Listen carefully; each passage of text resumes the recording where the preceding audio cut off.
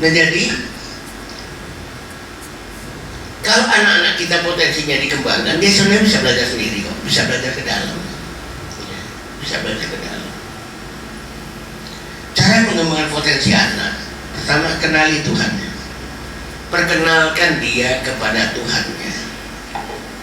Siapa yang mengenal Tuhannya akan mengenal dirinya, akan mengenal potensinya.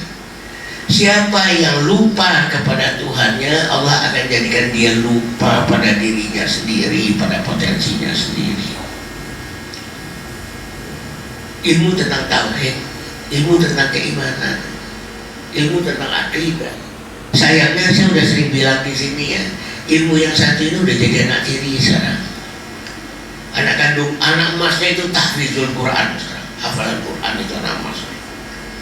Anak kandungnya ibadah dan akhlak, anak tirinya akidah, tetap mengenal Tuhan.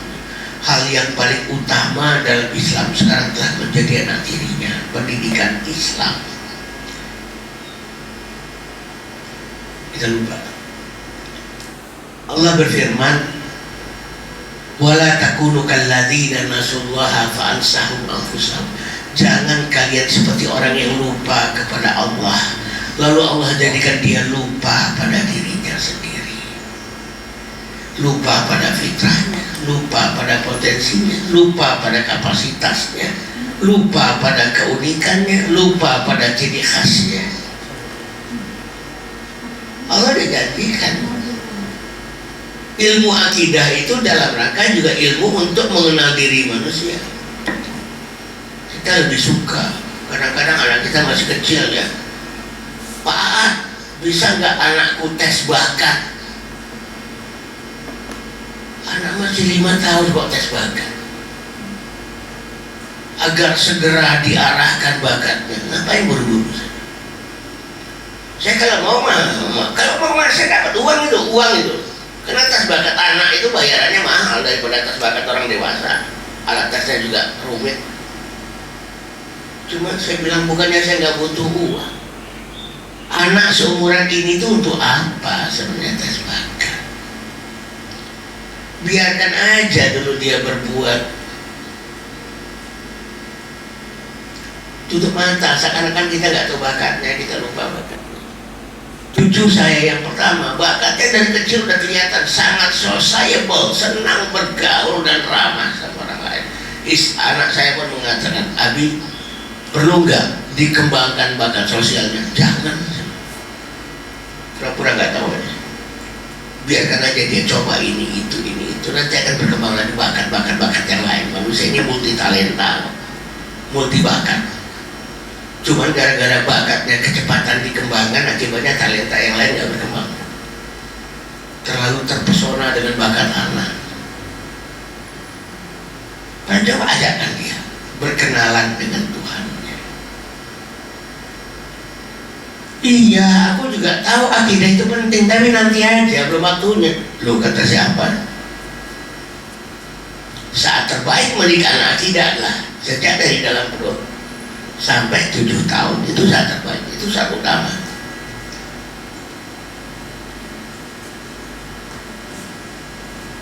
Yang kedua, mencoba menganalisis cobaan-cobaan Allah, ujian-ujian Allah, dan ridho terhadap cobaan tersebut. Karena apa? Cobaan nggak pernah beda dengan potensi. La yukallifullahu nafsan illa wus'aha. Allah tidak akan membebani satu hamba kecuali sesuai dengan kapasitas dan potensi yang dia miliki, termasuk dengan besarnya kapasitas. Kalau kapasitas dan potensinya 100, Allah nggak akan coba 120 kok. Allah juga akan membebaninya 100, dan Allah juga nggak akan membebaninya 80, pas 100. Diberikan aksi oleh Allah agar muncul reaksi sebesar aksi itu. Sehingga muncullah potensi-potensi manusia. Lewat apa? Lewat cobaan. Maka Allah uji terus hambanya. Karena dengan ujian itu, ujian Allah itu psikotes itu. Psikotes dengan tingkat akurasi 100%. Psikotes buatan manusia akurasinya emang berapa? Paling 70%. Paling tinggi tes IQ 87%. Rata-rata tes buatan manusia akurasinya ya 70%. Sehingga pernah ada nanya ke saya, Pak Aat, ini antara hasil tes Pak Aat dengan faktanya kok agak beda ya Pak Aat ya? Loh iya, ada beberapa sebab. Satu ini, dua ini, dan yang ketiga adalah ya hasil tes buatan manusia. Gak pernah 100% akurat. Kalau validitasnya 70% artinya apa? Dari 10 yang saya tes, ada kemungkinan 3 salah tes saya itu. Salah kesimpulan. Ya wajar, manusia kok, bukan Allah.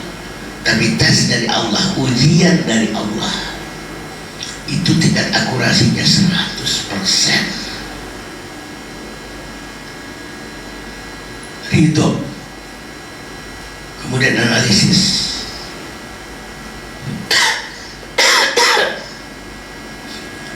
Analisis pola ujian dan pola cobaan, ada polanya.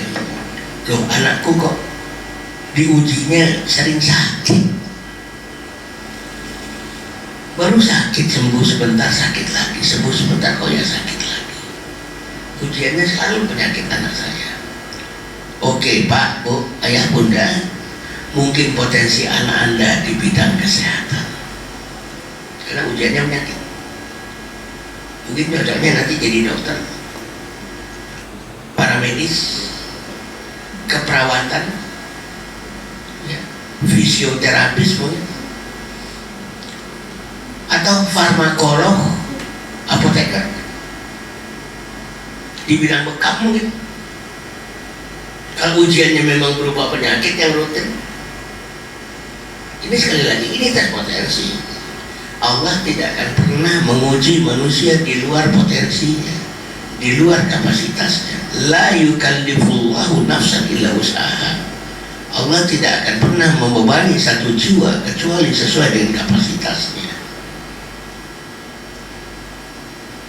Loh, kalau saya ini loh Pak, ujiannya itu kalau nggak kemiskinan, bangkrut, uang dibawa lari orang, atau ditipu konsumen, nggak jauh-jauh Bang ujianmu kok ekonomi terus. Ya bakatmu ekonomi kan? Mungkin kamu berbakat untuk bidang manajemen, bidang marketing, bidang selling, menjadi wirausaha, atau di ekonomi makro mungkin studi pembangunan, mungkin tentang fiskal, tentang moneter, nggak jauh-jauh dari dunia ekonomi. Selama kita ridho dengan cobaan itu dan melakukan analisis, mencari benang merah, jenis cobaan yang sering menimpa anakku apa ya, jenis cobaan yang sering menimpa aku itu apa ya, apa benang merahnya.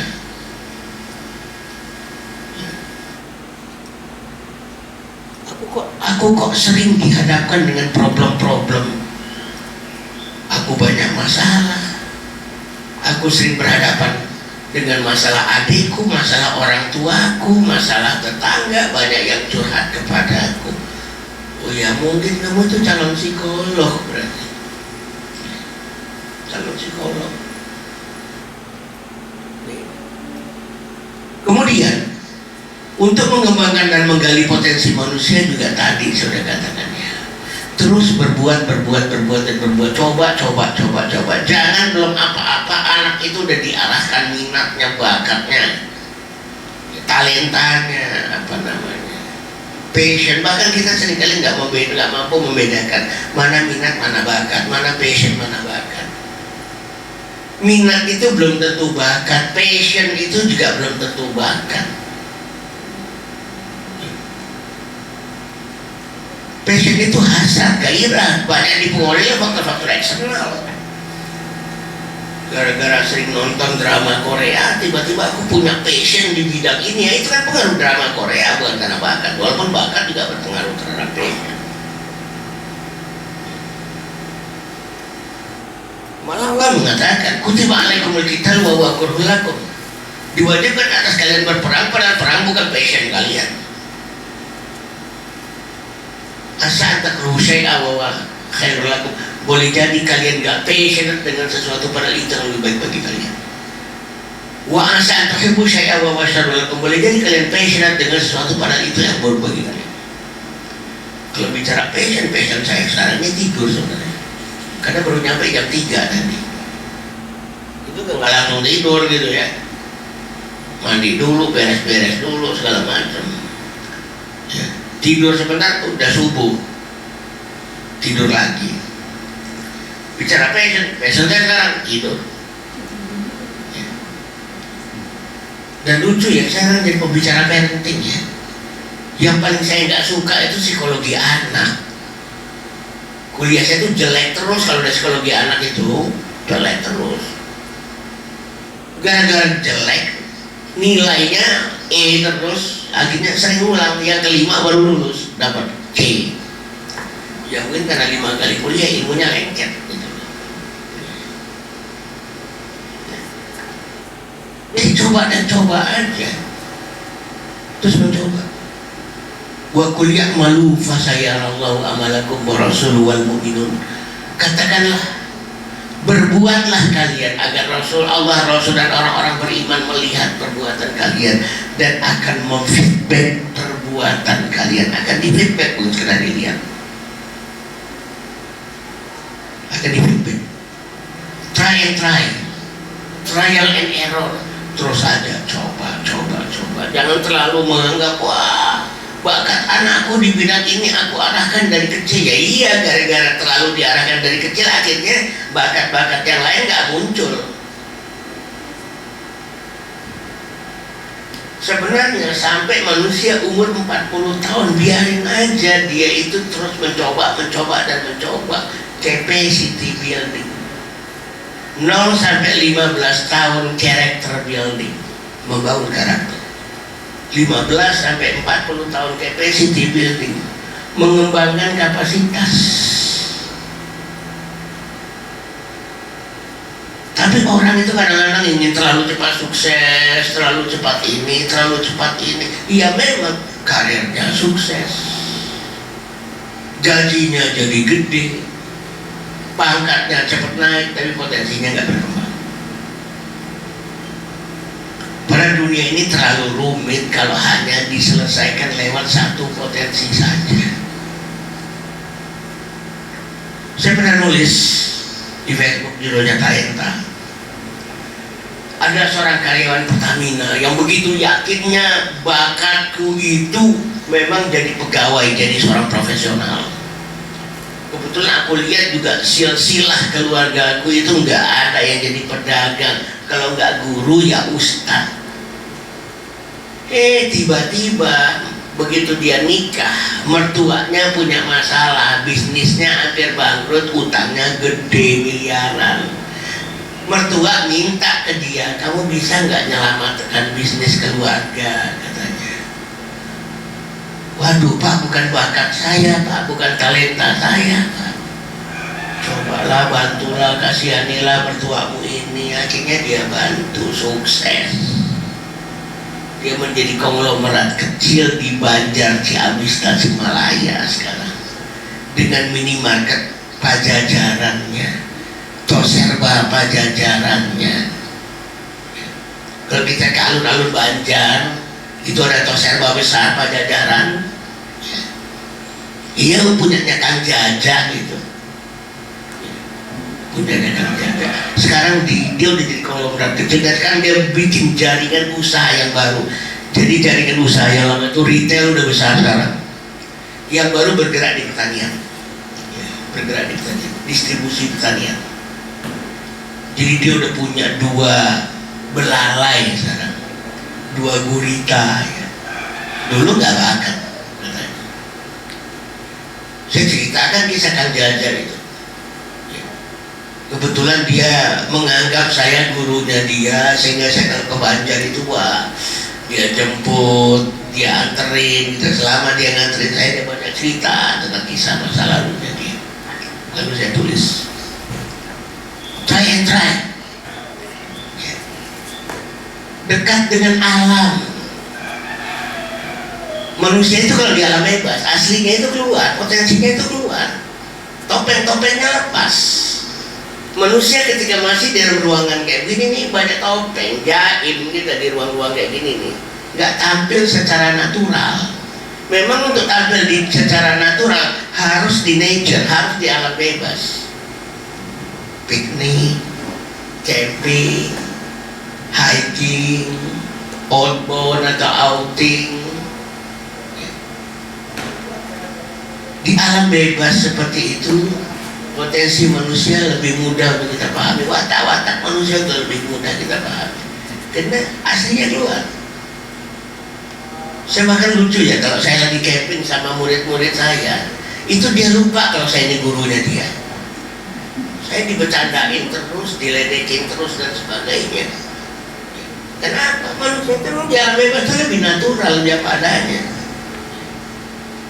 Oh, kalau di ruangan kayak begini kan saya guru, mereka murid gitu ya. Jadi saya ini pendaki gunung, tapi lucunya aslinya saya ini takut ketinggian. Apa yang dilakukan oleh murid-murid saya kalau lagi naik gunung? Sengaja itu saya ditaruh di tempat-tempat yang kirinya jurang gitu. Kan saya gemetar kan, dia ketawa. Dalam hati lupa ya kalau aku ini guru kalian. Tapi emang gitu. Dia tahu kan badan saya itu nggak stabil, keseimbangan tubuh saya itu lemah sejak lahir, sehingga sampai sekarang pun nggak bisa naik sepeda. Sengaja saya disuruh melakukan sesuatu yang membutuhkan keseimbangan tubuh, meniti pohon kelapa yang melintasi sungai di bawahnya. Oh, kan saya ketakutan, saya nggak bisa nyebrang begini, merangkak. Udah diketawain ya, panganan ngerangkak katanya gitu. Lupa kalau dia bebas itu seperti itu. Kita lebih natural. Nah, bisa diantaranya dengan jasa-jasa profesional, pakai jasa psikolog, tes talent mapping segala macam. Kita lanjut ya. Kemudian yang berikutnya, agar anak kita itu bisa menjadi agile learner, seorang pembelajar yang agile, yang dalam keadaan pandemik pun, bahkan dia nggak punya HP pun, nggak bisa online pun, dia bisa tetap menjadi seorang pembelajar, adalah menjadi smart learner, pembelajar yang cerdas, yang cerdik. Pertama, jadikan dia penuntut ilmu, orang yang berjuang untuk mendapatkan ilmu, orang yang bertarung untuk mendapatkan ilmu, orang yang bersusah payah untuk mendapatkan ilmu, orang yang menderita untuk mendapatkan ilmu. Itu namanya penuntut ilmu atau talabul ilm ya. Kata Rasulullah, utlubul ilma minal mahdi ilal lahdi, tuntutlah ilmu. Bukan sekedar mencari ilmu ya, bukan sekedar menimba ilmu, apalagi disuapi ilmu, tapi didik anak-anak kita menjadi penuntut ilmu.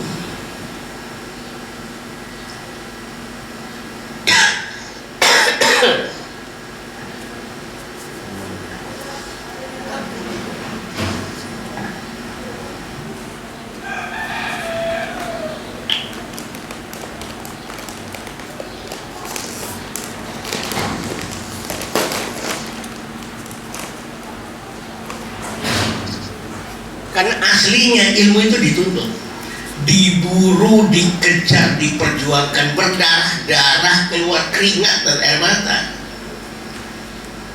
Itu namanya nuntut ilmu.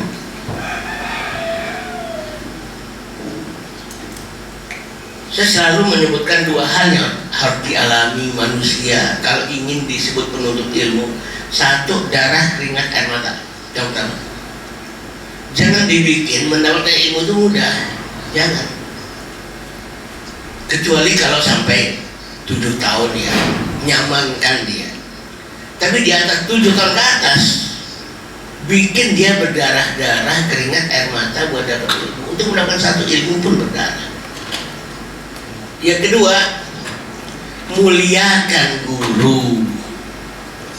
Dan bukan cuma murid ya, orang tua itu tolonglah muliakan guru.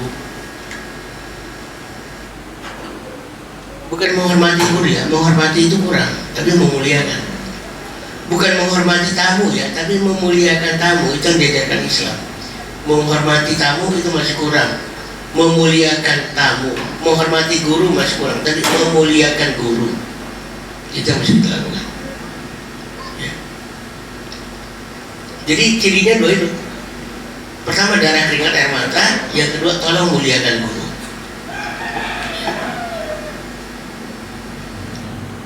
Kenapa mesti menuntut ilmu? Karena dengan kita menuntut ilmu, kita melahirkan para mujahid ilmu, orang yang berjihad untuk mendapatkan ilmu, orang yang berjuang, bertarung habis-habisan untuk mendapatkan ilmu.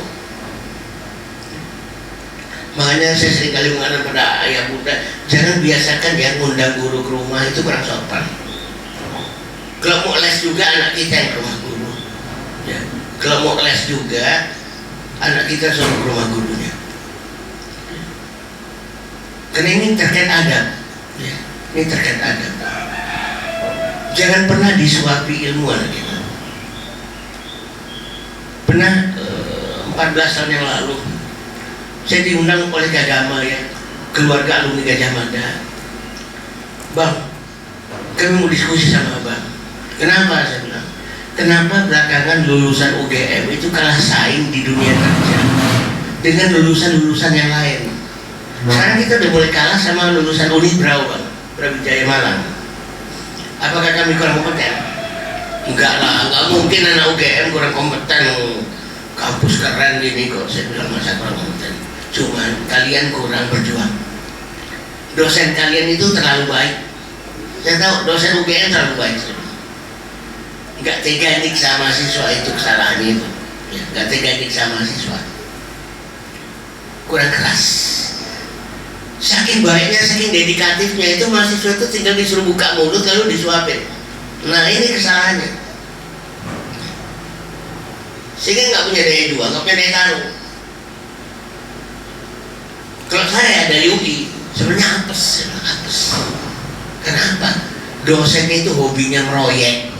Nggak kayak UGM itu, dosennya itu penuh dedikasi. Saat ngajar dia ngajar, nggak meroyek. Kalau saya kan dari UI, dosennya hobinya meroyek. Tapi akibatnya apa? Kita dikerjain. Aku lagi punya proyek di Lampung, jadi aku nggak bisa ke kampus. Jadi kalian kalau kuliah ke Lampung ya, udah kita terpaksa ke Lampung kuliahnya. Tapi menuntut ilmu ya gitu, datangin guru. Waktu Pak Fuad Hasan jadi Mendikbud jarang ke kampus, padahal dia ngajar filsafat. Aku nggak bisa ke kampus, kalian ke Senayan. Ya, kuliah di ruang kerja aku, ya sudah terpaksa kita ke Senayan, kucuk. Ya bedanya cuma satu lah, kuliahnya ber-AC, dapat snack, dapat kopi, teh gitu ya. Tapi kita berjalan itu dari Depok mesti ke Senayan, ke kantor Kemendikbud ya, ruangan menteri, ya ruang rapat menteri. Kami sebenarnya apes, saya bilang. Dosen hobi proyek, lalu ngerjain kita. Tapi pikir-pikir menuntut ilmu ya gitu. Loh kalau kalian, dosen kalian itu terlalu baik, terlalu dedikasi, kurang kejam, saya bilang. Akibatnya ya sudah, tinggal buka mulut, suka apa, buka. Diam, mereka diam saja gitu ya. Ya, perlu tega. Ya, itu menuntut ilmu. Kenapa? Supaya menjadi mujahid, pejuang. Kata nafar dalam Al-Quran, berangkat berjuang, hanya dipergunakan untuk dua keperluan. Pertama buat perang, yang kedua buat menuntut ilmu. Cuma dua. Buat yang lain nggak pernah disebut kata nafar. Kata nafar hanya digunakan untuk perang atau untuk menuntut ilmu. Karena Allah ada janji, bagi mereka yang menjadi mujahid ilmu, ya, Allah akan berikan banyak jalan. Walladzina jahadu fina lanahdiyannahum subulana. Orang-orang yang berjihad untuk kami akan kami tunjukkan jalan-jalan kami. Bukan satu jalan, tapi ada banyak jalan. Bukan sabilana ya, tapi subulana. Banyak jalan. Sehingga orang yang berjihad dalam menuntut ilmu itu, kalau kata orang Betawi, nggak ada matinya. Ada aja. Ini kepentok ada jalan ini kepentok ada jalan ini kepentok ada jalan ini, disebutnya subulana. Jalan-jalan kami. Jadi ada wabah, ada musibah, guru nggak datang, sekolah kebakaran, ada banjir, gempa bumi. Selalu ada banyak jalan untuk mendapatkan ilmu. Lanahdiyannahum subulana. Jadi jalan-jalan itu hanya Allah janjikan kepada manusia yang memang jahadu fina, berjihad untuk kami, berjuang untuk kami. Dan penuntut ilmu dalam Islam dinyatakan sebagai pejuang. Makanya dalam negeri yang nggak ada perang, itu sabilillah, itu zakat untuk sabilillah boleh diberikan kepada orang yang sedang menuntut ilmu berupa beasiswa. Ada 8 musnaf ya, orang yang berhak menerima zakat, diantaranya adalah sabilillah, yaitu orang yang berperang di jalan Allah. Pertanyaannya, jika negeri itu tidak berperang, dana ini buat siapa? Untuk penuntut ilmu. Nah, saya udah tantang memang. Jingga ini saya tantangin. Bisa gak di Jingga ini anak-anak itu menuntut ilmu? Gak mudah dapat ilmu di sini, berdarah-darah. Kalau orang tuanya nggak sanggup, silakan aja cari sekolah lain.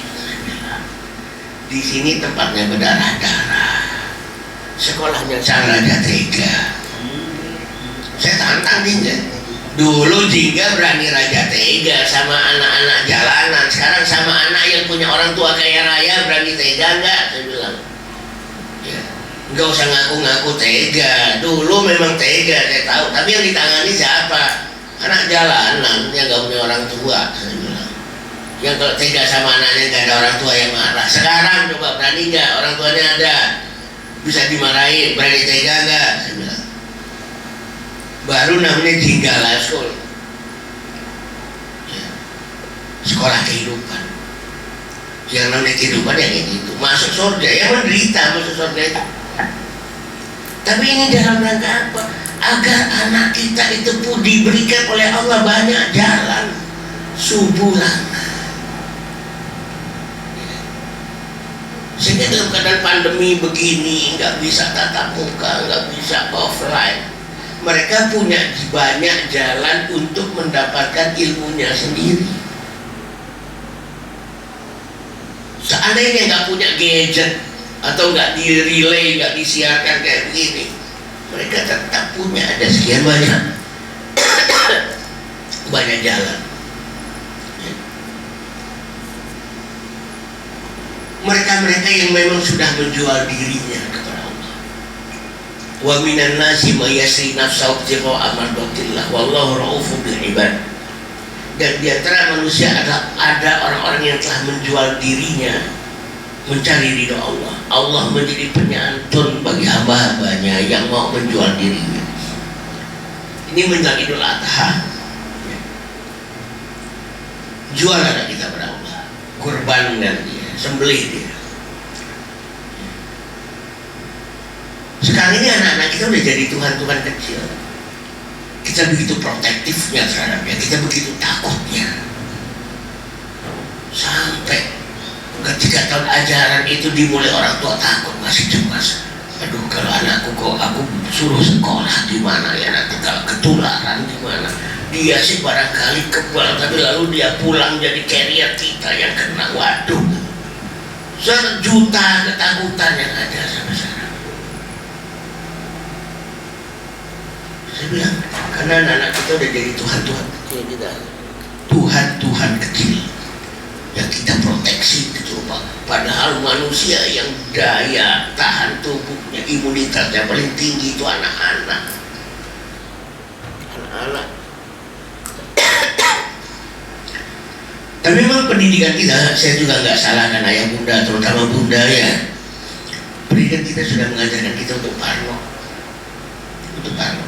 penuh ketakutan, untuk seuzon dengan kehidupan.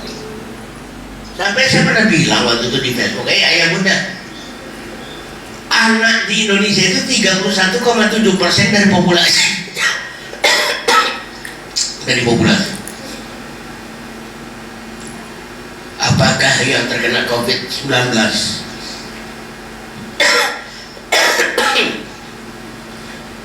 apakah anak-anak yang terkena COVID-19 juga 31,7% dari semua yang tertular?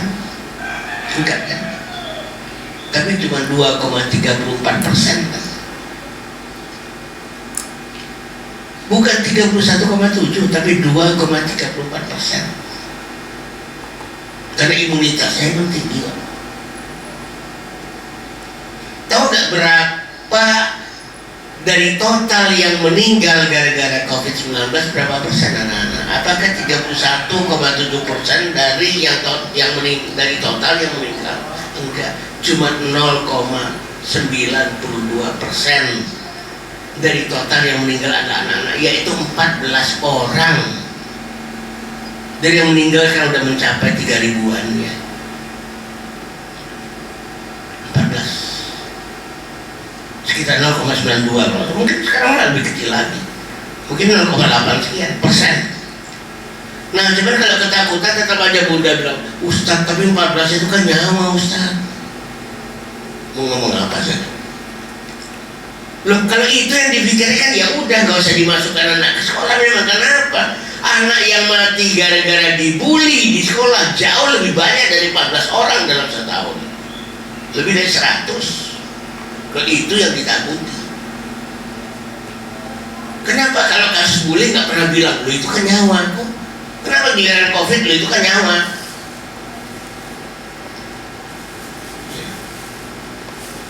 Kenapa giliran COVID di rumah aja? Ayah bunda, kematian terbesar itu di dalam rumah. 90% lebih manusia itu meninggal di dalam rumah, di atas kasur. Jangan lupa, silahkan dicek. Bukan di medan perang loh ya, bukan di jalanan, di lalu lintas loh ya, tapi di kasur manusia itu kebanyakan meninggal. Makanya Khalid bin Walid radhiyallahu anhu pernah berkata menjelang dia meninggal, ya dia ini panglima perang, tapi meninggalnya itu di tempat tidur. Duhai katanya, telah seluruh perang aku ikuti, dan tak ada satupun jengkal dari tubuhku yang belum terkena panah, tombak atau pedang. Tapi toh akhirnya aku mati di tempat tidur juga, karena sesungguhnya tempat kematian terbesar adanya di tempat tidur. Sungguh semoga tak bisa tidur orang yang takut mati katanya. Dan rupanya doanya Khalid itu dikabulkan Allah ya. Rata-rata orang yang takut mati itu penyakitnya khas, insomnia, nggak bisa tidur. Jadi orang-orang yang ngeluh datang ke saya nggak bisa tidur itu bisa saya tebak, kamu takut mati ya, ternyata benar. Oh iya, dalam hati saya doanya Khalid Allah kabulkan. Nah, kenapa menjual diri kepada Allah? Wallahu ra'ufum bil ibad. Ini dalam surat 2 ayat 207 ya. Di antara manusia ada orang-orang yang telah menjual dirinya kepada Allah, dan Allah Maha Penyantun. Kalau kita ingin disantuni Allah, termasuk disantuni ilmu dan sebagainya, jual dirilah kepada Allah, jual anak kita kepada Allah, sembelih dia, jadikan dia kurban, akikahkan dia ya. Maksudnya bukan kemudian memaparkannya dia dengan kehidupan begitu saja, tapi jangan diproteksi terlalu berlebihan. Saya tidak menyalahkan bunda, tapi seringkali saya bertanya, mana ayahnya? Ayah sang raja tega itu mana?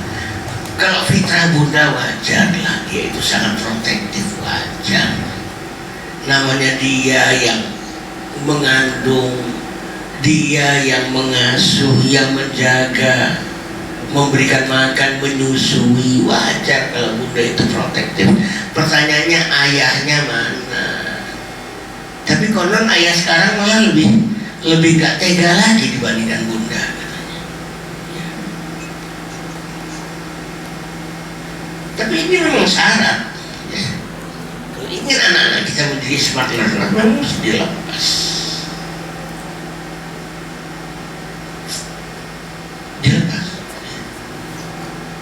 Kemudian yang keempat, didik anak-anak kita memiliki akal, pikiran, dan ilmu.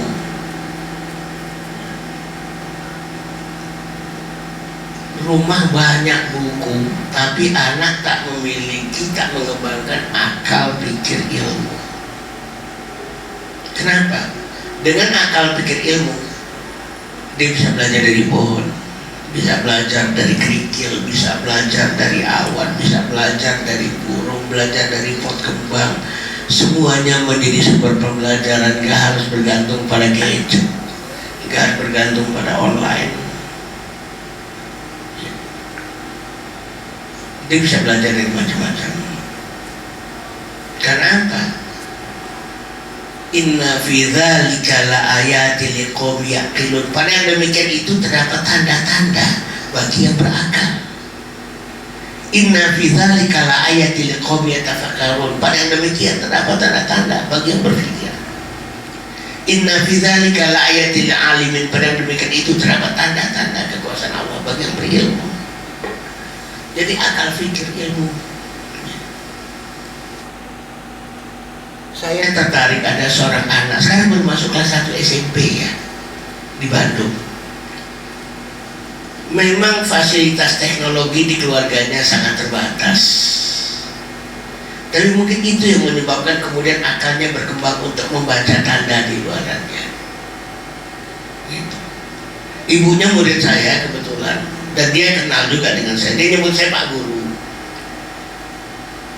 Bunda, mama, dia panggil ibunya mama ya, mama. Kata Pak Guru itu kan bersama penyakit ada obatnya ya mama ya. Iya, kata ibunya. Aku ngerti sekarang obat COVID-19 mama. Apa tuh? Ya ketika COVID-19 kan kita diminta tinggal di rumah ya mama ya, stay at home, work from home, learn from home. Iya. Lah akibatnya gara-gara kita tinggal di rumah kan pabrik-pabrik banyak yang berhenti beroperasi, mobil-mobil banyak yang nggak jalan, kereta nggak jalan. Akibatnya udara jadi bersih, udara jadi segar, oksigen jadi banyak kembali, polusi sangat menurun ya mama ya. Iya, itu kan bagus buat paru-paru mah, oksigen itu. Sementara kan COVID-19 itu kan menyerang paru-paru. Jadi obatnya ya itu mah. Sampai mamanya itu terkaget-kaget bahwa ya obatnya COVID-19 itu udara segar. Yang sekarang lagi segar. Walaupun sekarang udah naik lagi polusi karena ramai lagi gitu ya. Gitu. Sehingga iya ya, waktu mamanya cerita ke saya, oh iya ya.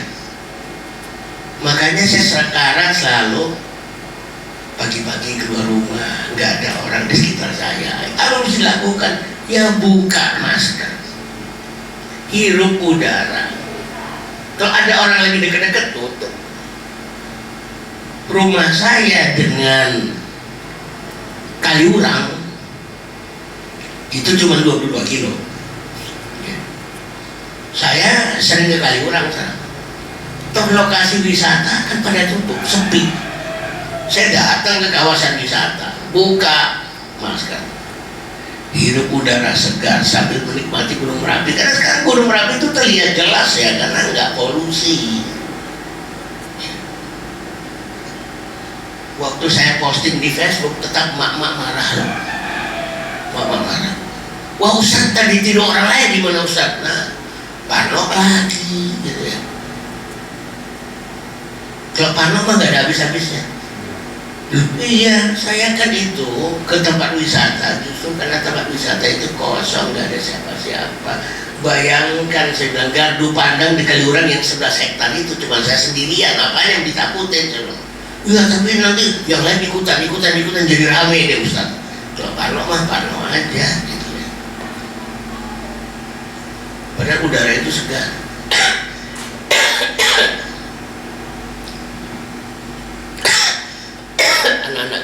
anak-anak kita kunci di rumah. Yang menarik, 92% yang meninggal karena COVID-19 di Indonesia itu kekurangan defisiensi vitamin D. Padahal ya Allah, cahaya matahari segini banyak kok defisiensi vitamin D. Oh ya, di rumah terus. Sampai ada seorang bunda bilang, Ustaz gimana ya Ustaz ya? Saya lebih suka anak-anak saya jalan keluar rumah pagi-pagi sama bundanya, sama ayahnya aja deh. Karena kalau sama aku Ustaz, begitu ada orang nggak tahu, aku kok jadi panik Ustaz begitu melihat orang.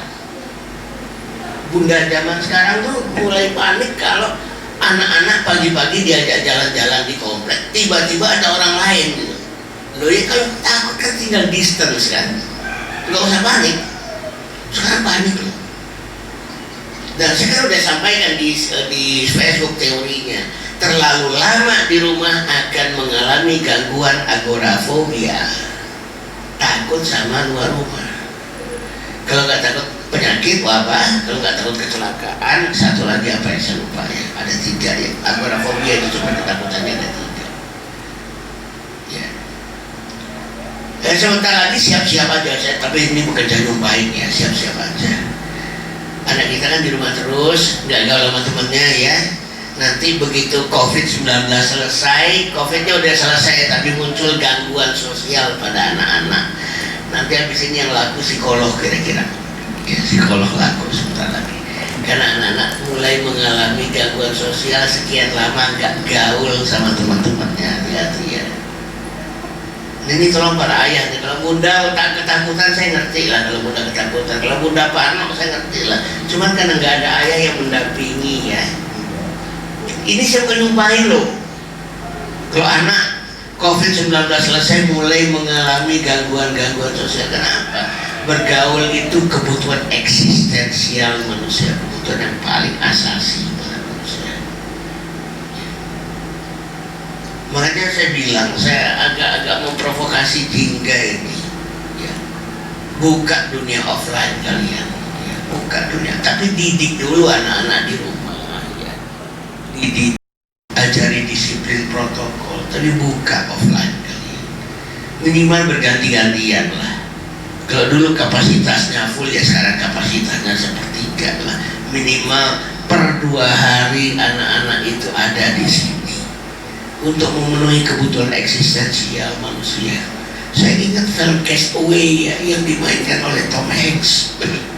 Dia tiba-tiba terasing di sebuah pulau gara-gara pesawatnya jatuh dan dia sendiri nggak ada teman selama 8 bulan.